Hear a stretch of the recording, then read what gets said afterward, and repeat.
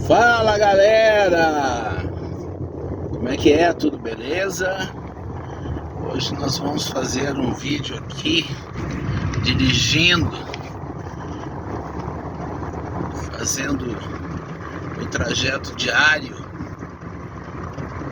para falar de uma coisa em mais um episódio aqui das nossas histórias, contando as nossas histórias. Vamos fazer um episódio hoje falando de como eram as rádios na época que eu comecei a trabalhar em divulgação. Como era visitar as rádios, como era o trabalho do divulgador naquela época. A primeira coisa muito diferente de hoje em dia é que eu não tinha carro, né? E faltava muitos anos para mim conseguir adquirir o meu primeiro carro. Outra coisa, quando eu entrei na Poligram em 1975, quando fui me inscrever na vaga de divulgador, eu nem sabia o que fazia um divulgador, acredite se quiser, né? A minha experiência com disco era o tempo que eu trabalhei na IES Discos, que deve ter sido, sei lá, uns 6 meses. Se foi 6 meses, né? Não me lembro. Não cheguei a ter carteira assinada nem nada. Mas se foi 6 meses, né? E a outra experiência era que eu já era DJ, né? Com um ano e pouco de carreira e tal. Mas aquele 1 ano e pouco sabe nada, né? Só que fiz uma entrevista com ele muito bem sucedida, né? Não errei nenhuma pergunta que ele me fez, né? Sobre, se tu pegasse tal disco, tu levava aonde e tal. Aí vamos lá. Era uma época que os discos não vinham como hoje em dia, né? Como vinham hoje em dia não, como vinham enquanto eles vinham, enquanto a gente trabalhava com coisas físicas, né? Já que hoje só se trabalha com MP3. E aí começou a nossa vida com o vinil, né? Que era o que vinha pra gente. Vinha compacto simples, que era aquele que tinha uma música de um lado, uma música de outro. No caso da Poligram, as capinhas eram de plástico, né, e eram todas padronizadas, né? Os discos com selo Philips tinham uma estampa, os de selo Polydor tinham outra estampa. O Philips eu não me lembro o que era a estampa. O Polydor eu me lembro porque era a capinha vermelha, né? Porque o símbolo da Polydor era todo vermelho, então a capinha dos compactos eram vermelhas. Outra peculiaridade, os discos não vinham carimbados, né? Como até os últimos tempos de discos, de CDs físicos, né? Eles eram, no fim agora eles vinham com um carimbo dizendo disco promocional, venda não autorizada, que era caso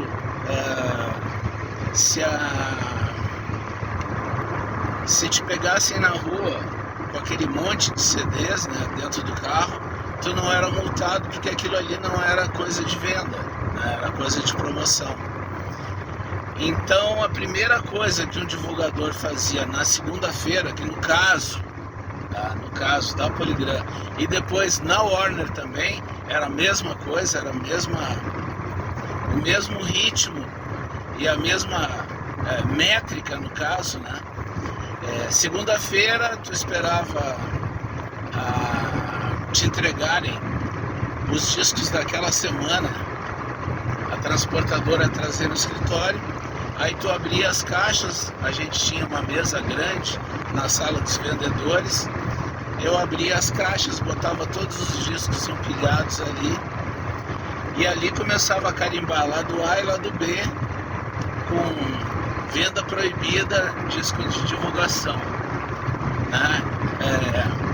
As pessoas hoje que vão comprar discos em sebo, muitas vezes na Redenção, aquele pessoal que vende discos usados e tal, vinil, né? Muitas vezes eu vejo discos que tem o carimbo, ou no caso de discos clássicos, que teve uma época que tinha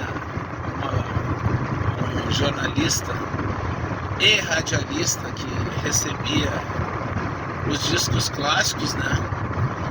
Mas ele, como já recebia os discos da Deutsche Grammophon diretamente em sua casa, importados e tal, aqueles discos que eu dava para ele, porque aqueles discos não se carimbavam, porque eles vinham lacrados, né? Aqueles discos ele chegava numa determinada loja lá e vendia, né? E a loja podia vender tranquilamente. Com certeza ele vendia mais barato do que a gravadora, né? Porque os discos clássicos eram muito caros. E daí era isso que acontecia, né? E o disco carimbado era justamente para não acontecer isso, né? Para o disco não poder ir para a prateleira de uma loja, né? Tu não ia chegar lá e comprar um disco que estava com carimbo proibido à venda, né? De maneira nenhuma tu ia aceitar isso aí. Então tu carimbava, né? Carimbava tudo, né? E eu geralmente na segunda-feira era tanta coisa que tinha para carimbar, e depois separar os suplementos, botar dentro dos envelopes, né? Botar dentro dos envelopes e escrever o nome do radialista, da rádio, do programador e tal, do gerente no envelope. Então aquilo me levava o dia inteiro. E já que eu não tinha carro, né, era super complicado tu sair, né, numa determinada hora, né, e chegar na rádio numa hora que o programador não quer mais te receber, né, que ele está finalizando programação e tal, e não quer mais te receber. Numa época onde não tinha computador, né, todos os programadores faziam suas programações em ficha ou em lote, né? Em lote é quando ia empilhando o disco e depois batendo a máquina sobre o que era aquilo. Era muito complicado. Tinha rádios, por exemplo, como a Continental, a Guaíba, a Princesa, a Cultura, né? A Itaí FM, que era a única FM que tinha em Porto Alegre na época, que o locutor tinha que anunciar: estou tocando aqui Roberto Carlos de Erasmo e Roberto, amada amante, tá? Vamos supor, tá? Ele tinha que anunciar quem estava cantando, o autor da música ou os autores da música, né? Geralmente essa do Roberto Carlos vinha assim, dele Erasmo ou dele de outra pessoa. Então Miguel DJ é cultura. Então tinha toda essa coisa aí. E na terça-feira, né, vamos supor, eu estou indo para o Morro Santa Teresa. Então, no Morro Santa Teresa, para quem se levava disco nessa época? Nessa época, bem do início, a gente levava só para a Rádio Farroupilha, que era onde é hoje a FM Cultura, ali atrás do antigo Canal 5, né, que era a TV Piratini, que hoje em dia é a TVE. Lá tu era recebido pelo Homero Coimbra, pelo Cícero Augusto, pelo Mário Barcelos, que era, na época, o Zambiase de Porto Alegre, né? Era a maior audiência, o programa que ia todo mundo lá pedir cadeira de roda e muleta, igual como era no programa programa do Zambiase, né? O pessoal mais carente e pedir coisas, né? Então, Morro Santa Teresa era isso. Logo depois, uns anos depois, a Rádio Caiçara foi também para o Morro. Tá? Nessa época, a Rádio Caiçara era em Canoas e a gente não ia na rádio. A gente entregava os discos da Rádio Caiçara no edifício Terusquim, ali na Otávio Rocha, onde era a Rádio Pampa, que era lá no Terusquim, mas o Roger ia lá buscar, né? Eu levei até um tempo para conhecer o Roger, né? Eu entregava os discos pro Beto e o Beto passava pro Roger e tal. Então é isso. Farroupilha no Morro, Santa Teresa, depois a Caiçara também. Nessa época a Rádio Caiçara lá em Canoas, né? Não sei onde, porque nunca fui. E a gente entregava o suplemento da Caiçara lá na Rádio Pampa, no edifício Terusquim. Se eu fosse... o escritório era na Galeria Malcom, quando a Galeria Malcom não era o que é hoje, né? A Galeria Malcom hoje em dia só tem moças. Moças, prestadoras de serviço, né? Era no segundo andar da Galeria Malcom. A Galeria Malcom era a galeria mais... Era o shopping de Porto Alegre. Não tinha shopping em Porto Alegre. A Galeria Malcom era o lugar onde a galera jovem vinha, porque tinha a loja Saco, a loja Cuecão, depois teve a loja Sax também, né? Que eram as lojas de moda jovem. E ali a galera se encontrava e tal. Era o point de encontro da rapaziada em Porto Alegre nessa época, era na Galeria Malcom. Se eu saísse da Galeria Malcom em direção à Praça da Alfândega, aí eu ia na Continental, eu ia na Itaí, que as duas eram no mesmo edifício, no edifício Chaves. A Rádio Continental era no 5º andar e a Rádio Itaí era no 15º ou 16º, não me lembro. Lá na Rádio Itaí tu entregava os discos para o Rudy Petri, que também era programador da Rádio Guaíba, né? Também era um dos programadores da Rádio Guaíba. E na Rádio Continental era o lugar que eu mais gostava de ir, sem dúvida. Que o Marcos Aurélio era o coordenador, né? Era o gerente da rádio. Tinha Beto Roncaferro, Rubens Prates, Heitor Moraes, que a gente chamava de Heitor Torpedo, que eram caras assim, por ser a rádio que eu mais gostava, que seria a rádio rock da época, né? Nas devidas proporções seria a Ipanema dessa época, né? E a Atlântida de uns tempos atrás. E era muito legal, cara. Era uma rádio AM 1120 era o dial, né? E uma rádio muito, muito, muito além do seu tempo, mas muito além do seu tempo. Eu até ontem ou anteontem o Beto Roncaferro estava de aniversário. Daí nas redes sociais eu mandei o feliz aniversário para ele e botei embaixo: meu sempre professor, porque esse cara era o cara assim que eu, como um piá novo, né? Tanto no trabalho quanto de idade, eu tinha, bem no início eu tinha 18 anos e logo depois eu fiz 19, mas era um cara que estava ali ávido a aprender, né? Então o Beto sempre teve essa paciência assim de me dar toque, assim como o Gustavo na Rádio Difusora também, a Rádio Difusora que hoje é a Rádio Band, né? O Gustavo também teve bastante paciência. Depois o Gustavo virou divulgador também, né? Divulgou RGE Fermata muito tempo.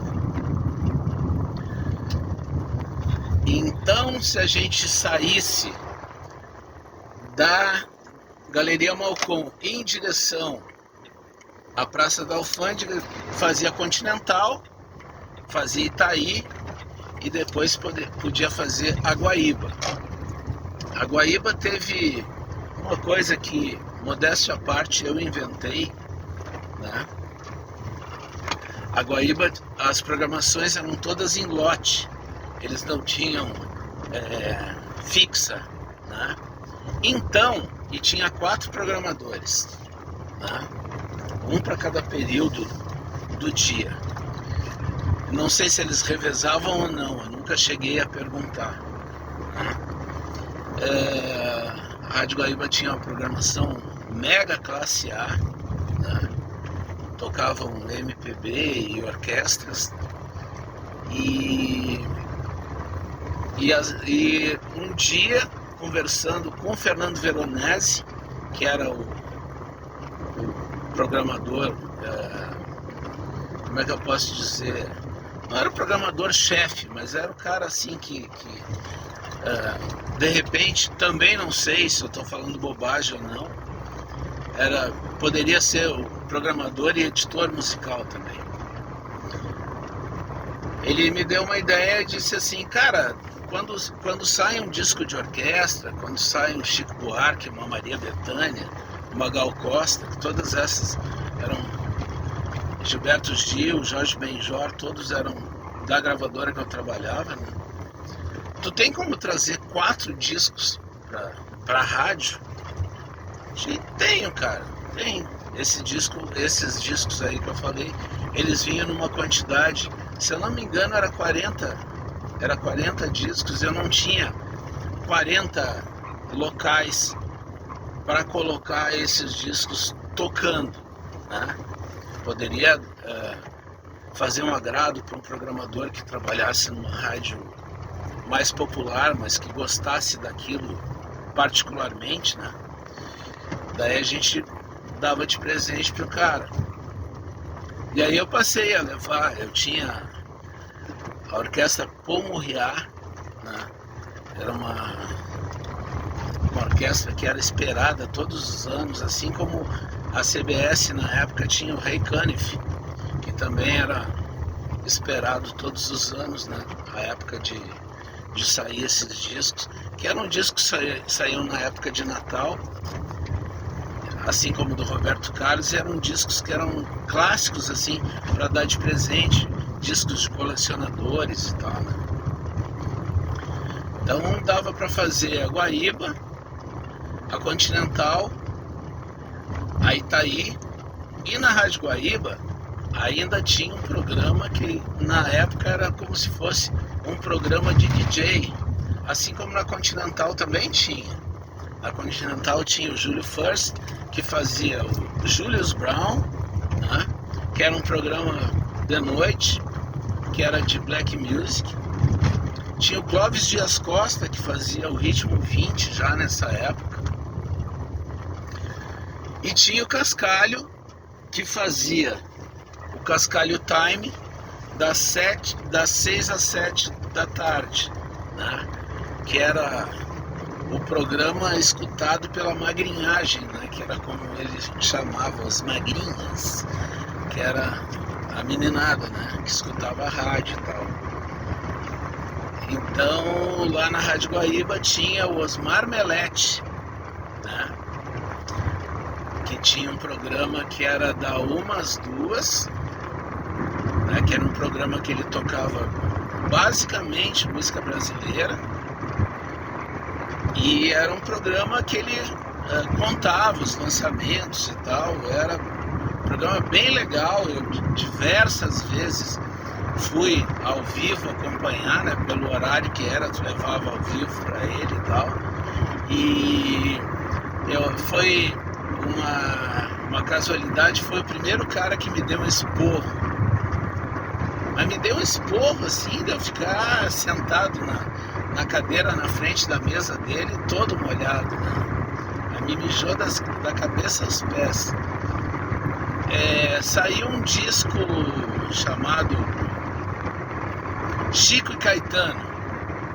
Pô, imagina, né? Chico e Caetano. Eu levei esse disco pra rádio e acabei não levando pro Osmar Melete, né? Acabei não levando pro Osmar Melete.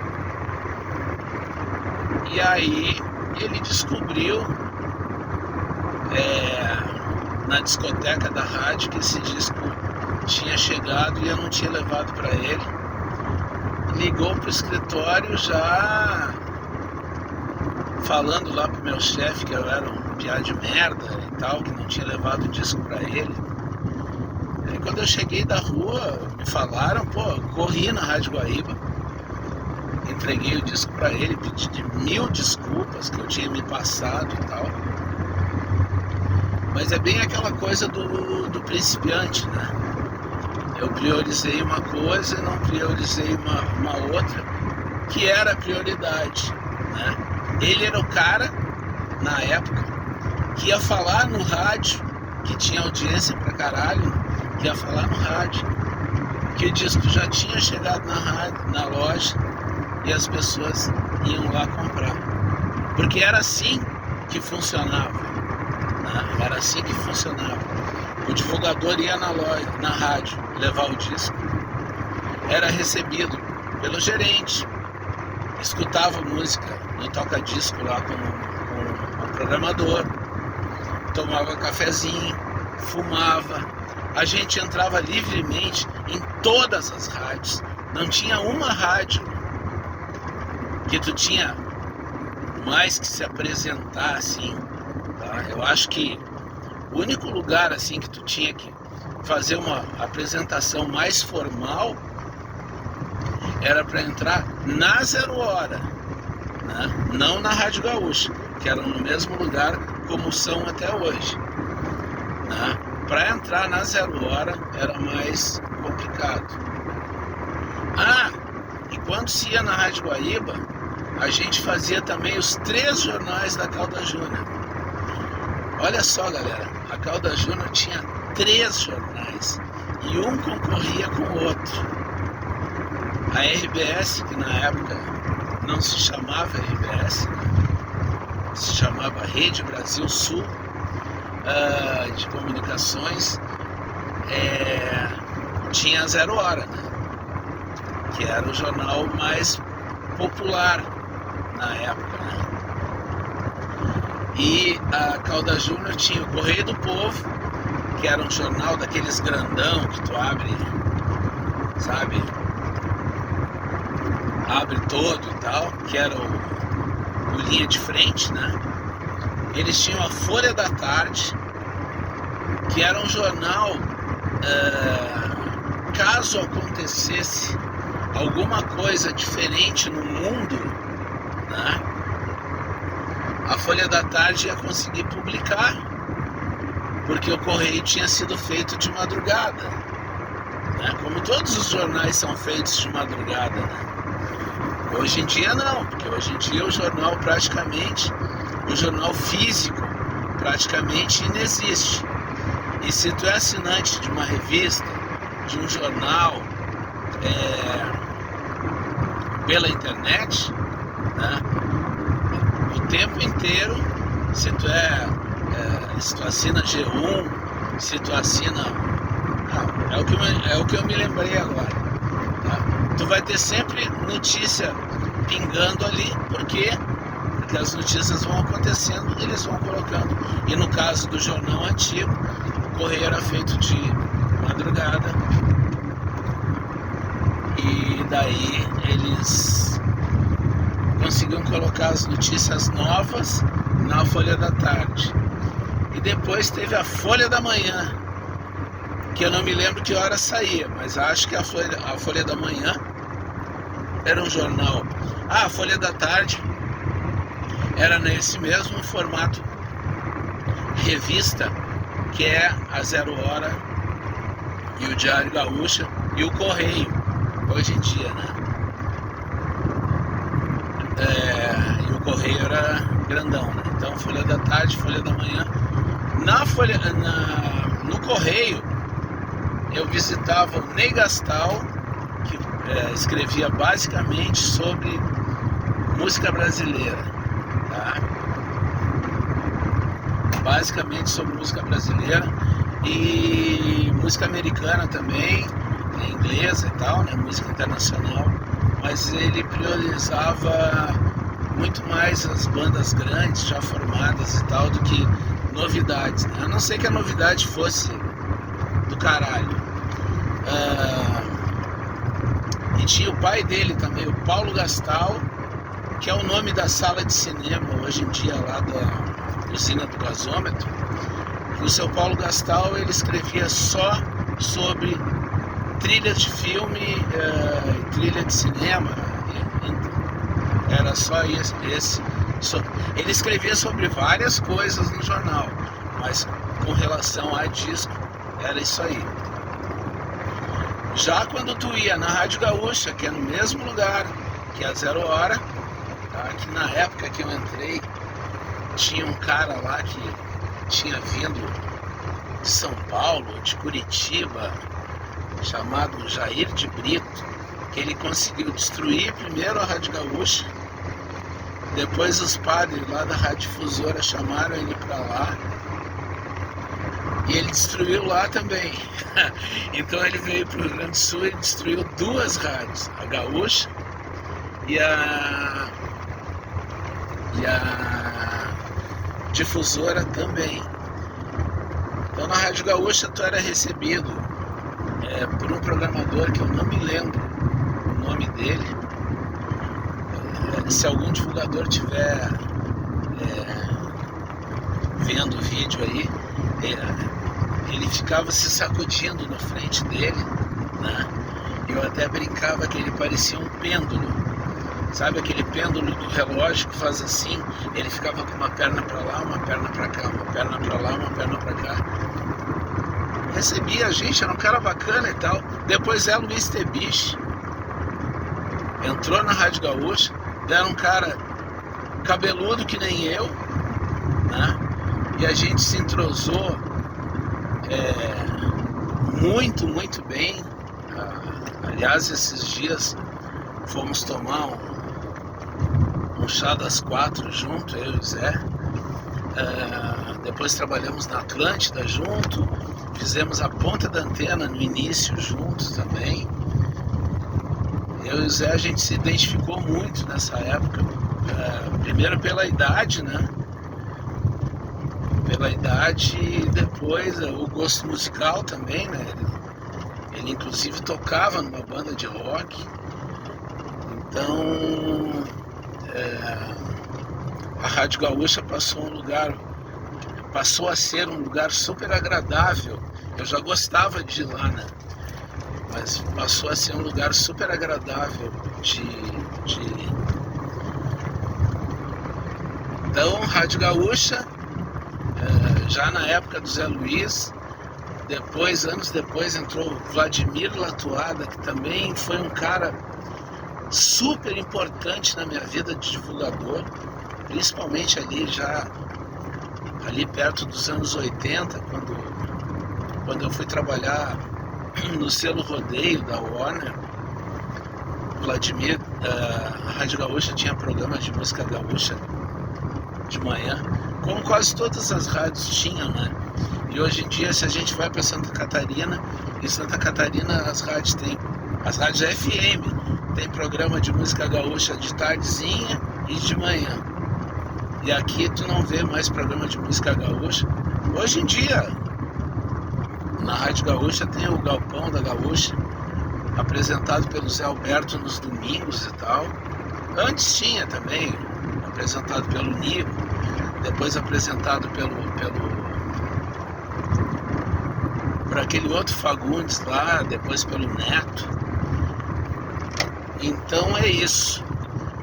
Lá no prédio da Rádio Gaúcha, onde é 0 Hora, na 0 Hora tu falava com o Juarez Fonseca, que era um jornalista mais jovem, né? Era cabeludo também, eu me identificava bastante com ele. E gostava muito do Juarez, como gosto até hoje. Até 2 semanas atrás nos encontramos no velório do Paulinho Moreira, trocamos 2, 3 palavrinhas ali. Então ir na 0 Hora era muito legal. A 0 Hora, variedades da 0 Hora, era uma salinha logo na entrada, depois da onde hoje é o elevador, né? Ali era uma sala onde eram variedades, que só tinha rapaziada mais jovem e tal, que era o lance da 0 Hora, né? Era uma coisa mais pra frente. Na Rádio Gaúcha tinha o Nabor Couto, o Carlos Couto trabalhava lá nessa época, né? Era operador. O Carlos Couto, que hoje em dia trabalha como sound designer das rádios da RBS. E o Celso Ferreira que fazia o programa da manhã da Rádio Gaúcha, né? E eu não me lembro se aos sábados ou aos domingos tinha a parada nacional e tal, que era uma coisa que eles faziam com confiabilidade, né? Eles falavam e apresentavam as músicas mais tocadas no Brasil, porque se recebia isso via Paradão de Sucesso e tal, e outras paradas, né? Depois a gente foi saber que essas paradas também eram compradas e tal, né? E não eram tão idôneas assim, né? Bom, já fui na 0 Hora, já fui pro lado da Rádio Guaíba, já fui centro em direção ao edifício Terusquim, que eu já falei lá no início. Mais adiante, tá, na rua Coronel Vicente, era a Rádio Cultura, né? Pelo menos eu conhecia a Rádio Cultura ali, né? Eu conhecia a Rádio Cultura ali. Ali que eu conheci o JB Schiller, que depois foi o meu padrinho de me levar para Atlântida. Conheci ele ali, né? Rádio Cultura, uma rádio também classe A e tal. Muito legal de ir, as pessoas que te recebiam eram bem bacanas. Aliás, a gente era bem recebido em todos os lugares, não só porque a gente estava levando produto para a rádio, né? Como eu acho que o meio rádio na época era, sabe, menos fechado, com menos foda-se, menos estrelismo, sabe? Tu entrava nas rádios tranquilamente, não precisava, sabe? E o entrar nas rádios tranquilamente foi uma coisa que durou talvez até 2012, 2013, né? Hoje em dia que é mais complicado, tu tem que dizer até que não é operado de fimose para entrar numa rádio, mas beleza. As rádios do interior sempre foi um lugar legal da gente visitar também, sempre receberam a gente bem bacana, né? Até hoje recebem, né? Então FM Cultura para aquele lado de lá do centro, né? Ali pro lado que hoje em dia é o Plaza São Rafael, a Igreja São José, tinha a Rádio Cultura ali, que depois teve a Cultura Pop. A Cultura Pop, que é o primeiro nome da Rádio Cidade, né? Antes da Rádio Cidade ser Rádio Cidade, o canal era da Cultura Pop, né? E eu vou ter que parar para abastecer, galera. Acendeu a luzinha. Aí a gente vai continuar conversando, mas vocês vão ficar me olhando um tempinho aí, tá? Pô, o vídeo tá grande pra caralho, né? Eu acho que eu vou ter que fazer esse vídeo em 2 partes. Então tá, galera, já que eu tô há 35 minutos falando e ainda tem algumas coisas para serem ditas, tá? Eu vou fazer a outra parte aqui. Não, vamos fazer direto, né, cara? Vamos fazer direto. Vamos fazer direto. Vai ser legal aqui. Para dizer para vocês onde eu estou naquele posto de gasolina Shell do Zoológico. Então é isso. Sem de comum. Para aquele lado era por ali que se ia. Rádio Itaí, que era a rádio que, assim como a Farroupilha, era a rádio popular mais ouvida, né? Nessa época a Caiçara tinha audiência, mas não era tanta assim, né? O que aconteceu com a Itaí? A Itaí era uma rádio que ficava em Eldorado do Sul. Eu não tinha carro, galera. Ficava em Eldorado do Sul.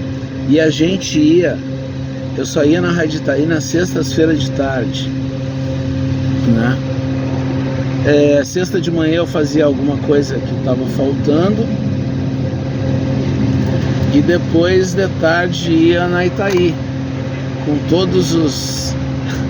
Muitas vezes encontrava o Joel Pereira, que na época era advogador da CBS, encontrava o Joel lá e pegava carona de volta, né?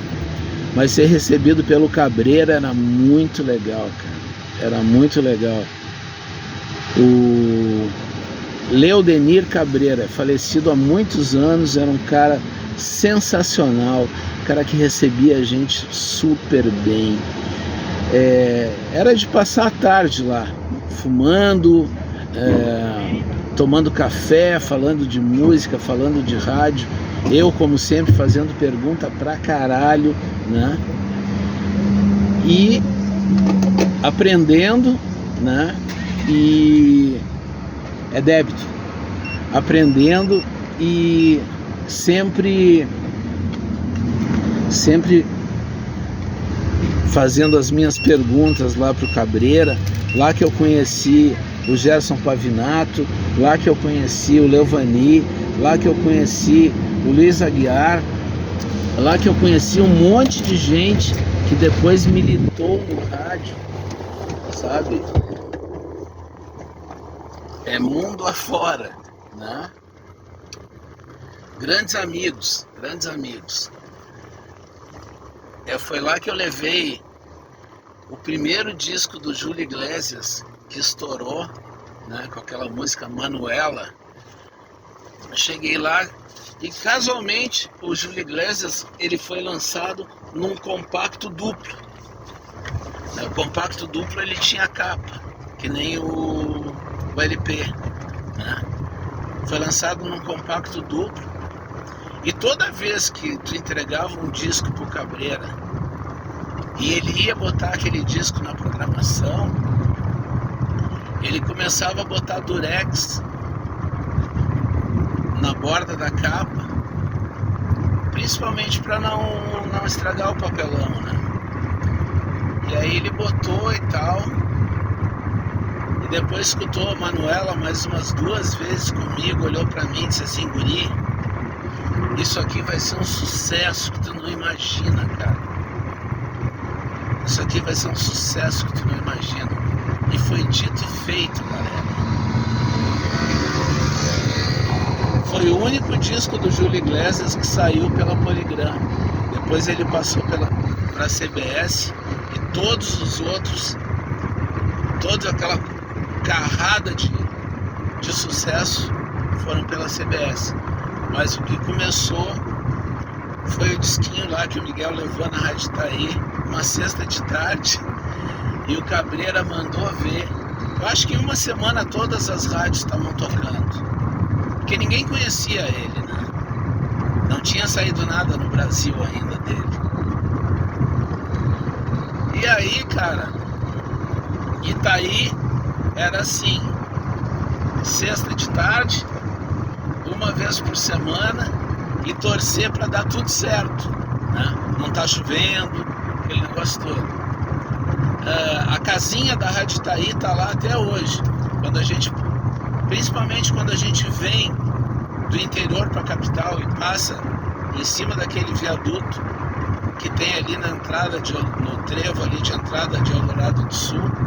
Se tu olhar meio esticado de cabeça, tu vai ver uma casinha ela é bem quadrada assim, Rádio Itaí, escrito bem grande, em cimento, né? Na frente. Pois é, era ali a Rádio Itaí. Agora vamos lá na Difusora, que na época era Difusora, e o canal 10, né? TV Difusora, que hoje é TV Band, e hoje é Rádio Band, Band News, né? E Band, Rádio Band, que é essa que transmite futebol e tal. Mas naquela época era só a Rádio Difusora, tinha vários estúdios, inclusive lá tinha radionovela, né?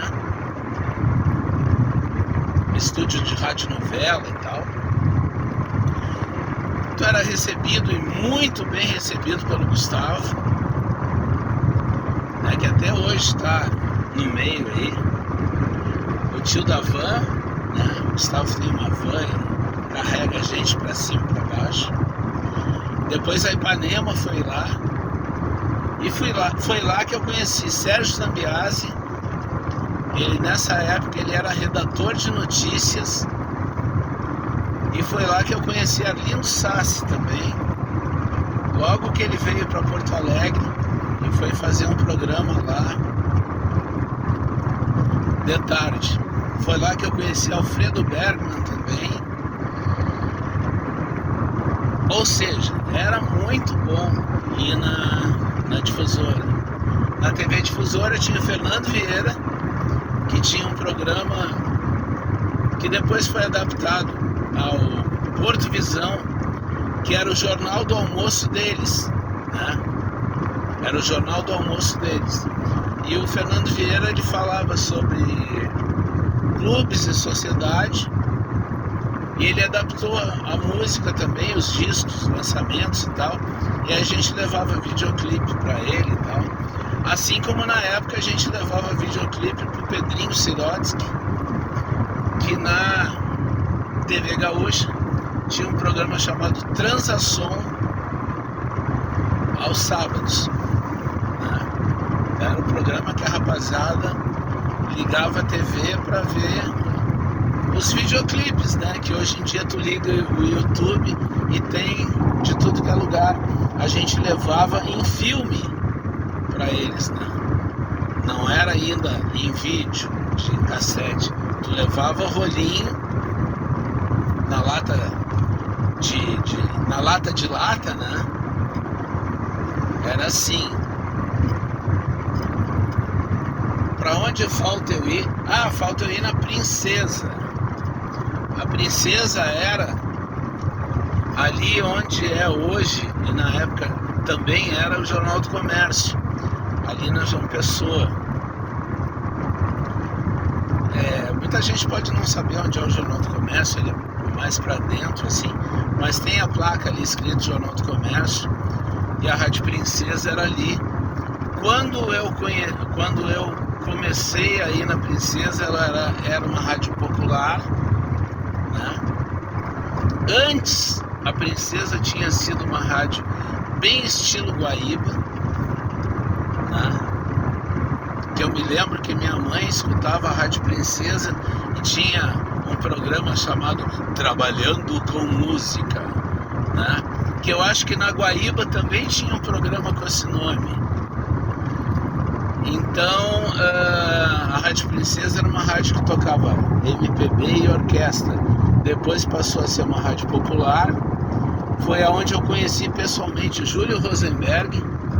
Logo que ele voltou de São Paulo, depois que ele foi para a Rádio Gaúcha, né, fazer o programa da madruga lá, era isso. Eu não me lembro quem recebia a gente na Princesa, tá? Porque nessa época que eu comecei, ainda não era na época que a Princesa tocava samba. Aí na época que a Princesa tocava samba, daí era o Vanderlei Rosa que atendia a gente e tal. Saudoso Vanderlei, grande amigo, né? Era o Vanderlei que atendia a gente. Então, talvez, galera, eu tenha esquecido de falar de alguma rádio aí.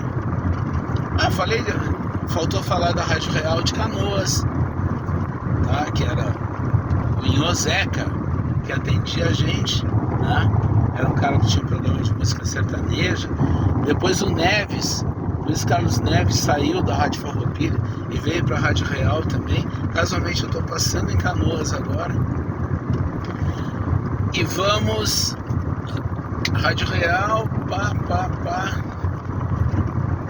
Eu acho que eu já fiz o dial inteiro, né? Tinha a rádio da universidade, que a gente só levava os clássicos pra lá, porque eles só tocavam isso, como até hoje só tocam isso. Eu acho que hoje um pouco de MPB também. Acho que fiz o dial inteiro. A Rádio Metrópole, ela era dentro da RBS, tá? E quem cuidava dela na época era o Cláudio Monteiro, né? Cláudio Monteiro, que é o cara criador do programa que hoje em dia o Macedo faz na Rádio Gaúcha. Outro saudoso, grande amigo, cara que me ajudou muito, cara bacana. Ou seja, galera, eu só tenho boas lembranças do início do rádio pra mim em Porto Alegre. Eu só tenho boas lembranças, né? Depois Zé Aldão Galdério de Oliveira, já na Metrópole, né? Não era Metrópole, na Eldorado. Quando a Eldorado surgiu, era uma rádio que tocava música gaúcha e música sertaneja, ali no final dos anos 70. Aí tinha Zé Aldão Galdério de Oliveira, tia Eva, que ontem até no encontro que a gente teve, a gente lembrou da tia Eva de vocês, que ela falava aqui tia Eva de vocês, dava o nome do programa. Ou seja, eu só tenho boas lembranças e muita gratidão, mas muita gratidão, tanto às pessoas que já foram, como aquelas pessoas que estão aí hoje, que me ensinaram muito. E eu nunca tive problema nenhum de ensinar também. Nunca tive problema de ensinar. Porque aquilo que tu aprende é pra passar, né? Pra passar adiante. Se alguém vai fazer igual a mim, não sei. Só que eu sempre tive o meu estilo de fazer, né? Que foi sempre de conversar bastante, de gostar de estar com as pessoas, de gostar de mandar Feliz Natal, de gostar de receber Feliz Natal no tempo que eu era de rádio, que eu fui de rádio. Essa troca, né, bacana, de amizade, que é quase uma confraternização da música, da arte e tal. Então aí foi mais um episódio, né, hoje falando de como eram as rádios antigamente, que não voltarão mais, tá bom? Grande beijo, espero que você se inscreva no canal, ative o sininho e curta os outros vídeos também. Tchau, galera, até o próximo!